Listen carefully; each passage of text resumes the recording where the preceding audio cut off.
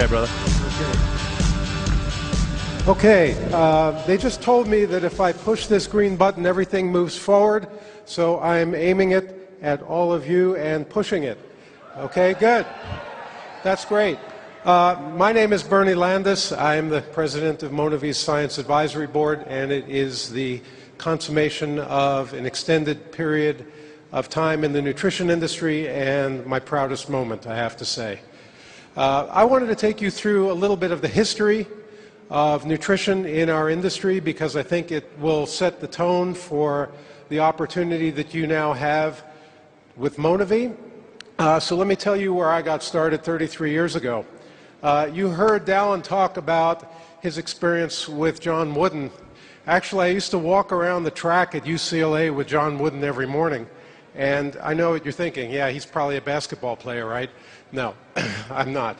But John Wooden told me some of the same things he told you. And based on that, I put together a team of natural food companies that organized the first nutritional training table in the history of American college sports.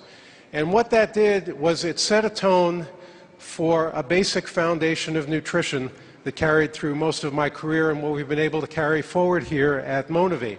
So let me take you back to 1976. In 1976, granola in a brown bag was about as sophisticated as the science was in the nutrition industry.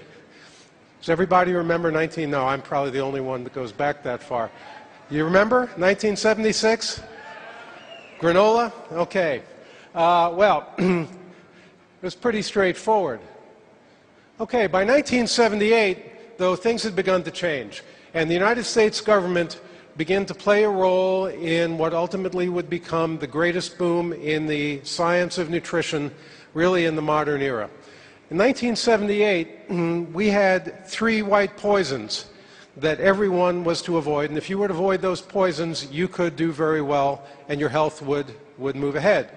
The white poisons were white flour, white sugar, and salt. And in 1978, the federal government initiated the National Hypertension Control Education Act and told Americans that if they would only not eat salt, then things would get better. So we had a single dimension. Salt was easy. Everybody said, I'll eat less salt and I'll be healthier. Well, we know that that's not quite the whole story. So things moved ahead. Okay, there we go. By 1986, the government was back at it again, and in 1986, we instituted the National Cholesterol Education Program, and we determined that oat bran was now the new nutritional panacea. If you ate oat bran and soluble fiber, you could lower your cholesterol and you could reduce the risk of heart disease. At that time, I was running a company called Health Valley Foods, and we had a very novel question that we wanted to answer about our products. If you put oat bran in our breakfast cereal, what will happen? Will your cholesterol go down, or will you just put money in our pockets? So we began a process which is carried forward and is now part of the process with every MonaVie product that says, if we have something that we know produces a benefit by itself, will it produce that benefit in the form of the product? Because when you share MonaVie Pulse and you share MonaVie Active and you share MonaVie Immune or EMV, you want to know for sure that it's not the ingredient, it's the product that is delivering the benefits. So that every time somebody drinks MonaVie Active, they can be confident that their joint health is going to be supported in a unique and positive way. When they drink Immune, they can feel comfortable, not just that there is an ingredient in there that somebody has demonstrated to be effective, but that product in the form, in the bottle that you're sharing with them is going to carry forward the benefit that they are expecting from that product. The same thing with Pulse, the same thing with EMV. My esteemed colleagues, who I'll talk to you about before they come out, are all world authorities in those specific areas of science that relate to the products that have been developed and that you're now representing. I can tell you without a moment's hesitation that these are the most beneficial nutritional products of any type that have ever been put into the market, and the level of science that supports them is unparalleled. Yeah.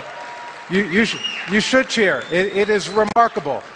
No company has ever done this before, and it is a unique pleasure and opportunity to be in the position of leading the Science Advisory Board, because MonaVie's support for doing this the right way to make sure that you not only have the world's best business opportunity to change your life, but the best nutritional products to change the lives of those that you work with and introduce the product to, is unparalleled. So let's move forward in time a little bit. 1986 goes, and 1990 comes, and now we're talking about demons.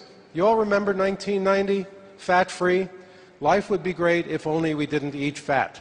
It was very simple. Whatever you were doing wrong, if you would eliminate fat from your diet, you could do well. Well, I can tell you that that didn't turn out to be the case. For most people, all that was done was the elimination of taste and eating enjoyment. So that didn't last very long at all. Yeah, if any of you ever had any Health Valley fat-free cookies, you know what I'm talking about. In fact, this is an interesting point. Health Valley in those years had 37 healthy benefits built into their products. Nabisco, who eventually almost put Health Valley out of business, had only one benefit in their fat-free product. The one that they had that Health Valley didn't have is that it was edible. So it was an issue. So 1996 comes along, and we're pretty well done with the nutritional demon of the day, fat, and now we're back to the next new nutritional panacea, which is soy. Soy solved everything. Soy was the answer to just about every problem that you could have. The problem was that soy wasn't, and so we moved on. You know, now that we were done with the panacea, we were back to the demons. The year 2000, carbohydrates became the great